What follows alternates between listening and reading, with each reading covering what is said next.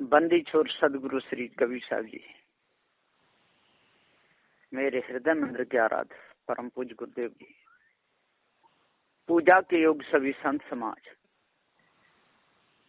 मैं चरण कमलों में सिर झुका के त्रिवार बंदी करता हूँ। बोलिए श्री सदगुरुदेव की जय।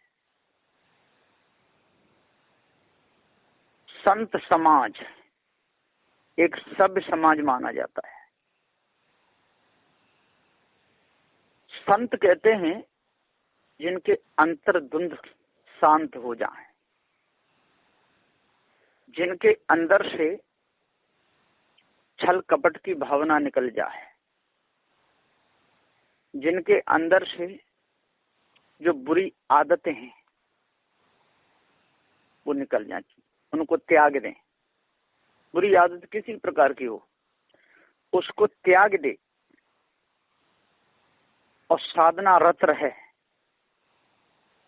उसको संत कहते हैं। विषयों की वासना से वैराग ले, अपने अंदर प्रवेश ना होने दे। चोरी की भावना जड़ मूल से त्याग दे। धोखा किसी भी प्रकार का हो उससे न्यारा रहे। जड़ मानंदी से न्यारा रहे। जो हृदय में जो कल्पना उठी है किसी प्रकार की हो, कल्पना तो कल्पना है, जो मनोकल्पित भ्रम उसको दूर कर दे, उसे संत कहते हैं। हृदय में जीव का वासा है, कहें कबीर खोजें आसमाना, हृदय वसते राम न जाना। जो हृदय में है चेतन जीव है, स्वयं कल्पना कर रहा है, उस कल्पना करने वाले को नहीं जाना। कल्पना के चक्कर में ये जीव फंस गया, मेरे ही द्वारा ये कल्पना उठी है, ये इसको पता ही नहीं चला। तो जड़ चेतन के भेद को जान करके और जो कल्पना को दूर कर दे, समझ लो उसने अपना दीदार कर लिया, उसको दीदार कहते हैं। दीदार का अर्थ होता है अपने आप को जान लेना, जड़ को जड़ और चेतन को चेतन। नीर क्षीर का निवेरा जो कर ले, समझ लो उसको दीदार हो गया, वो पवित्र हो गया, वो शुद्ध हो गया। अपने आप में वो श्रेष्ठ है। दूसरा व्यक्ति उसे श्रेष्ठ माने ना माने उसकी कोई जिम्मेदारी नहीं, क्योंकि शराब पीने वाला तो शराबी को श्रेष्ठ मानेगा, मांस खाने वाला मांस खाने वाले को श्रेष्ठ मानेगा, व्यभिचारी मनुष्य तो व्यभिचारियों की संगति करेगा, उनको श्रेष्ठ मानेगा। जैसी आदत जिसको लगी हो वैसी आदत वाले को अपना मित्र मानेगा, दोस्त मानेगा, उसकी संगति करेगा। जितने भी खेल कूद वाले लोग हैं उनमें बहुत प्रेम होता है, हमने देखा है। वो उसे बुलाएंगे, हाँ भैया आपका खेल कैसा चला, हाँ आपने सीता का पाठ खेला, जमा के नहीं जमा, बिगड़ तो नहीं गया, हाँ भैया बहुत अच्छा रहा, बहुत अच्छा रहा। ये अरे भैया हमने तो कैकेयी का पाठ खेला तो थोड़ा बिगड़ गया, जमा नहीं। आपने हनुमान का पाठ खेला, कैसा खेला, अरे बहुत अच्छा बहुत अच्छा। अरे जनता एकदम जमी रही, उठी नहीं। अब ये जैसी आदत वाला हो, ये फिल्मी एक्टर नहीं है, उन्हें वही चर्चा होती रहती है, आपकी फिल्म कैसी रही, आपकी कैसी रही। मैं भी सुना हूँ बहुत से फिल्मी एक्टर नहीं गुरुदेव के शिष्य भी कभी कभी मिलने आते हैं, तो कुछ दिन रहो, नहीं नहीं हमको फिल्म बनानी है, वहां जाना है, वहां शूटिंग करनी है, ये करना है। उनका यही चलता रहता है। व्यापारी लोग इकट्ठे हो जाते हैं, उन्हें मित्रता हो जाती है। जवाबी कंपटीशन वाले लोग वो भी इकट्ठे हो जाते हैं एक दूसरे के साथ में, जवाबी कंपटीशन खेलने जाते हैं, गाते हैं, तो खूब होता है। होली गाने वाले होली गाते हैं, बहुत प्रेम होता है। दो पार्टियां परस्पर लड़ती हैं, वो उधर से फटकेबाजी करता है, वो उधर से फटकेबाजी करता है, वो उससे कहता है, वो उससे कहता है, हो उनमें। और जब फटकेबाजी बंद हो जाती है तो कंधे से कंधे लगा करके मिलते हैं। इसी प्रकार से जो नेता लोग जब वोट पड़ते हैं, दो पार्टी बन जाती हैं, लड़ते हैं, वो उससे दुश्मनी, वो दुश्मन। और जब बैठते हैं एक दूसरे को निमंत्रण देते हैं, खूब हाथ मिलाते हैं, कंधे से कंधे मिलाते हैं। और जब दोनों तरफ से बहसबाजी होती है, तो वो उसको उल्टा सीधा बोलेगा, वो उससे उल्टा सीधा बोलेगा। उन्हें उसी में मौज आ रही है, मजा आ रहा है। तो जैसी जिसकी संगति है वो तैसा प्रेम करता है। इस सारी संगति को त्याग दे, इससे उपराम हो जाए, वैराग ले ले, सत्य का ही उपदेश दे, अपने आप को जान ले, उसे संत कहते हैं। समझ लो उसको दीदार हो गया, उसे अपने आप का ज्ञान हो गया, वो ही शुद्ध हो गया, साफ हो गया।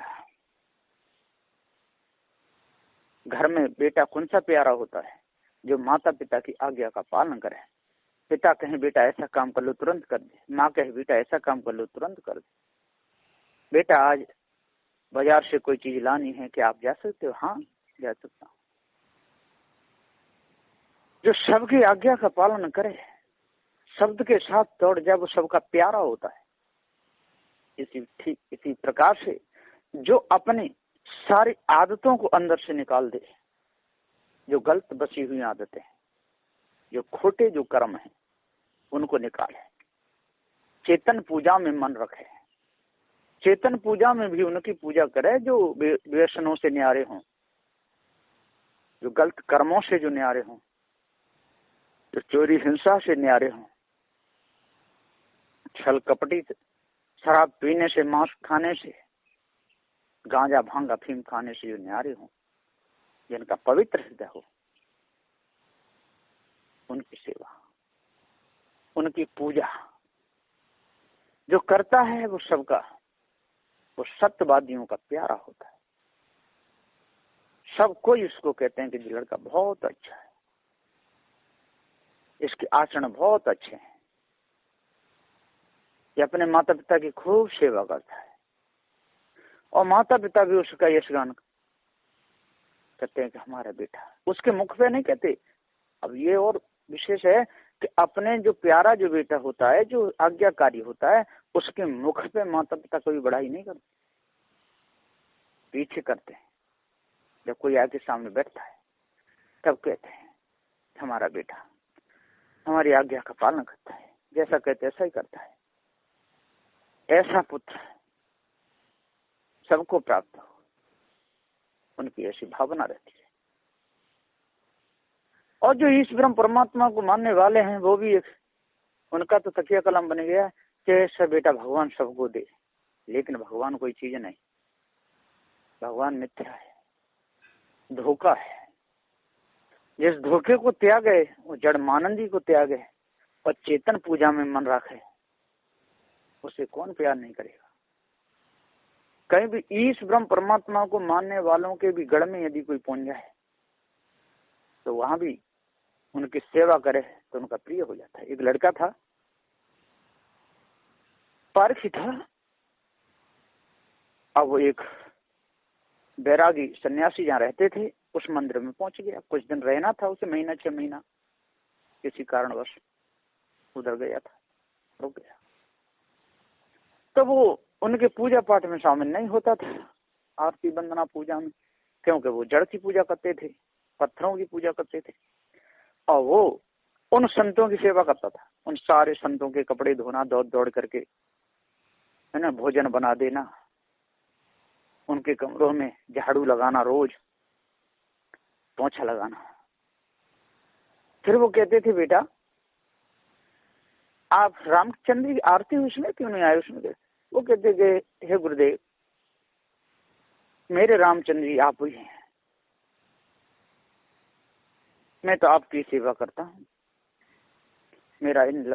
मैं कबीर पंथी संतों का शिष्य हूँ, उनमें भी पारखी संतों का। मुझे बताइए है कि चेतन पूजा में ही राम है, उन्हीं की पूजा करो, अलग से मानने की कोई जरूरत नहीं। राम में चेतन जीव है रमैया। जो साधु संत हैं उनकी सेवा करो, उनके कपड़े दो, उनकी आरती करो, उनकी वंदना करो। मुझे तो ये बताया गया है और मेरे अंदर से यही भावना है। यदि आपको मेरी सेवा अच्छी लगती है तो मैं यहाँ रहूंगा। यदि आपको मेरे से कोई दुख है कि हमारे राम की पूजा में या हनुमान की पूजा में शामिल नहीं होता तो कोई बात नहीं, आप आज्ञा दे देंगे तो मैं चला जाऊंगा। लेकिन मैं सेवा करूंगा तो मैं आप लोगों की करूंगा, चरण दबाऊंगा आप लोगों के दबाऊंगा, कपड़े धोऊंगा आप लोगों के, भोजन बनाऊंगा आप लोगों के लिए, झाड़ू लगाऊंगा आपके कमरों में, धूल मिट्टी गर्दा मकड़ियों का जाला ये कुछ भी नहीं होने दूंगा। वो संत बोले, बेटा आप कभी भी हमारी आरती पूजा जो होती है इसमें शामिल ना हो, लेकिन आप यहाँ से मत जाओ, आप यहाँ रहो जब तक आपका मन लगे। महीना, 6 महीना, पूरा जीवन भी रह सकते हैं, क्योंकि आपकी जो भावना है हमको बहुत अच्छी लगी। तो ऐसों को कौन कहेगा कि यहाँ से चले जाओ? कोई नहीं कह सकता है। जिसके अंदर सेवा भाव हो, जिसके अंदर दीनता हो, जिसके अंदर नम्रता हो, जिसके अंदर कोमलता हो, चेतन पूजा हो, चेतन पूजा वाला अच्छे अच्छे को रिझा लेता है? कहा भी है, रामचंद्र जी के जमाने की बात है। रामचंद्र जी थे, हनुमान थे, हनुमान सेवा करते थे राम की। तो कहा है कि सुमेर पवन सूत पावन नाम, अपने बस कर राखे राम। हनुमान एक भक्त थे, बंदर नहीं थे। बंदर नहीं समझते ना, ये तो लोगों ने बहुत धोखा दिया है। हनुमान के पीछे पूछ लगा दिए, सामने मुख बंदर का बना, ऐसा नहीं ना। वो तो एक भक्त थे, सुंदर भक्त थे। हनुमान, हनुमान का अर्थ होता है हनु धन मान, जो मान घमंड अहंकार को त्याग के सेवा करे।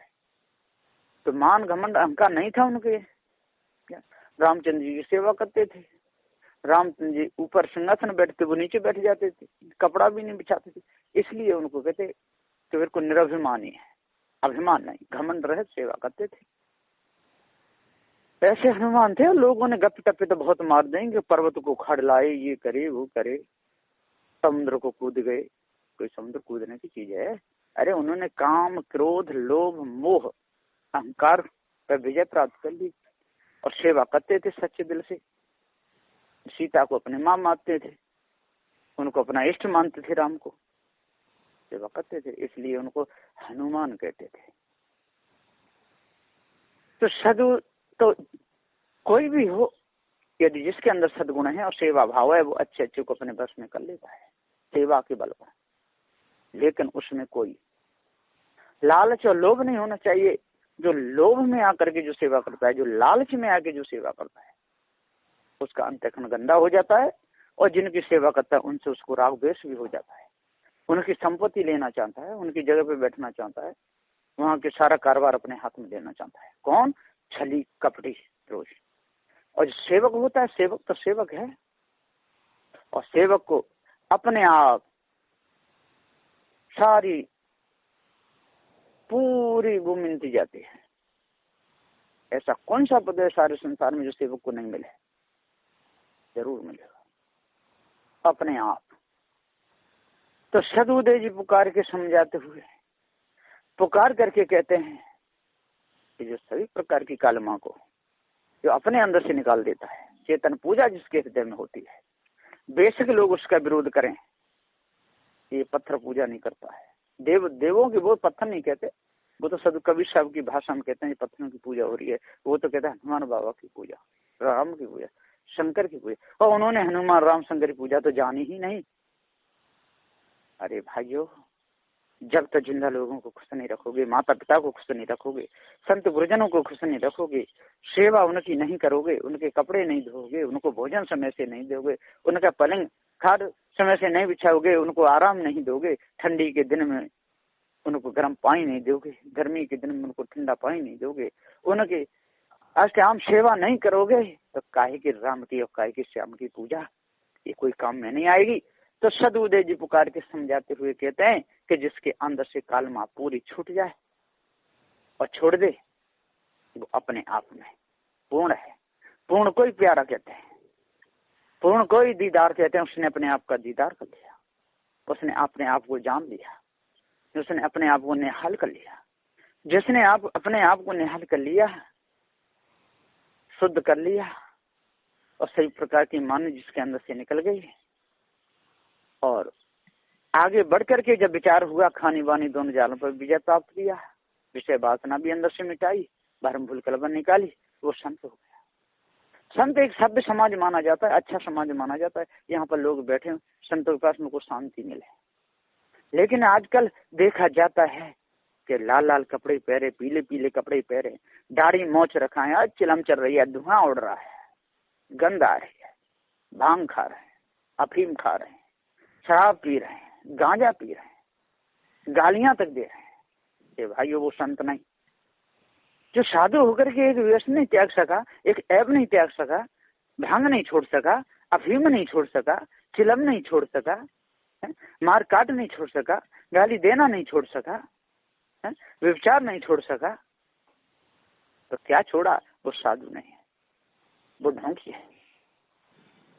ढोंग में फंस करके उसने अपना जीवन बर्बाद किया और जन कितने भी उसने ढोंगी बना बना के छोड़ दिए। एक बदमाश जन कितनों को बदमाश बना देता है और एक व्यभिचारी जन कितनों को व्यभिचारी बना देता है। एक बिगड़ा हुआ मनुष्य बहुतों को बिगाड़ देता है। तो सदगुरुदेव जी पुकार के समझाते हुए कहते हैं कि हे साधुओं, हे संतो, हे त्यागी वैरागियों, विचार करो। मैं सबके लिए कह रहा हूं, चाहे वो नागा हूं, चाहे नाथपंथी हूं, चाहे जैनी हूं, सन्यासी हूं, वैरागी हूं, ईसाई हूं, यहूदी हूं, पारसी हूं, हिंदू हूं, मुसलमान हूं, बौद्ध वाले हूं, जैनवादी हूं, कोई भी मत पंथ के हूं, ये सबके लिए एक अमृत बूटी है सदगुरु श्री कबीर साहब का ज्ञान। सदगुरु श्री कबीर साहब का जो ज्ञान है सबके लिए, सबके हित की बात, इसमें किसी का अपमान नहीं, सबका सम्मान है। जो बुरे कर्मों को छोड़ देंगे तो अच्छे तो हो ही जाएंगे।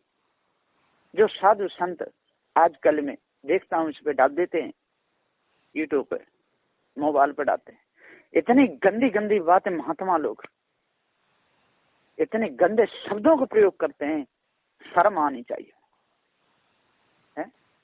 कबीर साहब भी तो एक संत हुए, कितने अच्छे संत हुए, निर्मल संत हुए। आज उनके अनुयायी पारखी संत हैं। वो न शराब पीते हैं, न मांस खाते हैं, न बीड़ी पीते हैं, न सिगरेट पीते हैं, न गांजा पीते हैं, न अफीम, न शराब, किसी प्रकार का ऐब नहीं, किसी की बहन बेटी को नहीं करते, सबका सम्मान, सबका हित, सबको लाभ की बात करते हैं और किसी से भी राग द्वेष नहीं, सबको, सबके लिए समान उपदेश है सदगुरु श्री कबीर साहब का। जो भी जड़ चेतन के भेद को अच्छे प्रकार से समझेगा, उस कालमा को निकालेगा, वही संत है। और नहीं तो कितना भी ढोंग बना ले, कितने भी माला हड्डियों की गले में डाल ले, कितने भी जे मरे हुए कीड़ाओं के जो हाड़ हैं, हड्डियां हैं, उनको मुख में देके बजाता रहे, उससे कोई लाभ नहीं होगा। चाहे उल्लू के नाखून गले में डाल ले, चाहे हाथी के दांत डाल ले, चाहे मुर्दा की खोपड़ी को गले में डाल ले, वो साधु नहीं हो सकता, वो संत नहीं हो सकता। साधु संत कहते हैं पवित्र हो जाए जिसका मन पवित्र हो जाए, विषय वासना जिसके अंदर से दूर हो, भ्रम भूल कल्पना जिसके अंदर से दूर हो, दूसरों को फंसाना या स्वयं फंसना, इसको जो त्याग है, मन जिसका पवित्र हो जाए, उसको संत कहते हैं। तो इसी मनुष्य जन्म में आकर के ही फंदा टूटता है साधना का गढ़। ये मनुष्य जन्म ही है, मुक्त होने का स्थान है। और ये मनुष्य जन्म ही हमने बिगाड़ लिया, शराब पी पी करके, मांस खा खा करके, चिलम पी पी करके, गालियां दे दे करके, नंग धंग डोल डोल करके। अरे भाइयों, हे साधु संतो, हे गुरुजनों, हे त्यागी वैरागियों, आप एक समाज के श्रेष्ठ ज्ञानी विद्वान माने जाते हैं। आपके पास में आकर के लोग सिर झुकाते हैं, आपके पास में दंडवत प्रणाम करते हैं। इसलिए आप शुद्ध रहना चाहिए, किसी भी प्रकार का व्यसन आपके अंदर नहीं होना चाहिए। क्योंकि मैं भी एक संत के नाते मैं सबका मैं भी भला चाहता हूँ, मैं बुरा किसी का नहीं चाहता। क्योंकि मैं भी एक साधु श्री कबीर साहब की परंपरा से जुड़ा हुआ साधु। मेरे को भी गुरुदेव ने ज्ञान कराया, भेज दिया। भेज देते समय ये सारा भेद बताया। एकदम ये उपदेश सुन करके मेरे पैर तले धरती खिसक गई। ओहो, मैं तो कहाँ जंजाल में फंस जाता, मैं बचता नहीं। कहीं न कहीं शराब पी रहा होता, या अंडा खा रहा होता, चिलम पी रहा होता, मथुरा वृंदावन में आज मैं घंटे हिला रहा होता, यदि मुझे पार ज्ञान नहीं मिलता। जैनियों के चक्कर में फंस गया होता तो आज नंग धन डोल रहा होता, बचता नहीं। नाथ पंथियों के चक्कर में फंस गया होता तो आज नंग धन डोलता, कनफट्टा बन जाता, कान फाड़ फाड़ के। क्या क्या दुर्दशा होती। कहीं भस्म लगाता हुआ ढूंढता रहता है, ना धो करके राख में लेट जाते हैं, भस्म जमाते। कहीं गाली दे रहा होता, कहीं चिलम उड़ाता होता, धुआं उड़ा रहा होता। गुरुदेव ने मेरे साथ में बड़ा उपकार किया। बचपन से ही मुझे सत्य न्याय निर्णय का उपदेश मिल गया, पारक सिद्धांत मिल गया, सदगुरु श्री कबीर साहब का निर्मल ज्ञान मिल गया, सभी प्रकार का भ्रम दूर हुआ, चेतन पूजा मिल गई। कोई भी संत आते हैं, मैं संतों की पूजा करता हूँ। वो कहते हैं राम की पूजा करो। एक बार वृंदावन में गया, संत जी बैठे, उनके सामने मैंने 50 रुपए चढ़ाए। वो एकदम संत जी बोले, अरे भगवान पे चढ़ा भगवान। मैंने कह दिया, गुरुदेव मैं आपको गुरु मान रहा हूँ, आप संत हैं, संत भेज सको। आप जो करते हैं वो करते होंगे, उससे मुझे कोई लेना देना नहीं। जो उठाते हैं, जो खाते पीते हैं, जो बोलते हैं, मैं उन्हीं को अपना इष्ट मानता हूँ।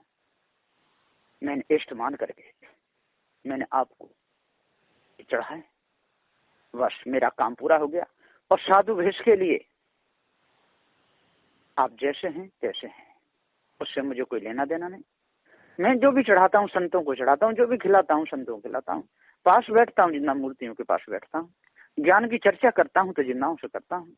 और यदि मेरे ज्ञान से उनका ज्ञान मिलता है, सही शुद्ध साफ मिलता है, तो बैठ के उस देश सत्संग होता है। नहीं तो मैं अपनी गैल, वो अपनी गैल, इससे मुझे कोई लेना नहीं। महात्मा जी खुश हो गए, बड़े अच्छे महात्मा थे। उन्होंने पास बैठा रहा, आपका विचार हमको अच्छा लगा, बहुत निर्मल, बहुत बढ़िया, बहुत बढ़िया, ऐसे उन्होंने कहा। फिर मैं वहां से चल दिया। तो सदगुरुदेव जी पुकार के समझाते हुए कहते हैं कि हे संतो, हे ज्ञानियों, हे विचार मानो, अब तो विचार करो। यदि आप लोगों ने विचार नहीं किया तो सारा जीवन धोखे में चला जाएगा। और जब धोखे को त्याग दोगे, सही प्रकार कालमा को त्याग दोगे, ईश्वर परमात्मा की जो कल्पना हमको सता रही है, भूत चुड़ैलों की कल्पना सता रही है, हम नंग धन डोर रहे हैं, उल्टे लटक रहे हैं, सीधे लटक रहे हैं। अरे भाई, ये जगत अनादि है, इसका कोई बनाने वाला नहीं।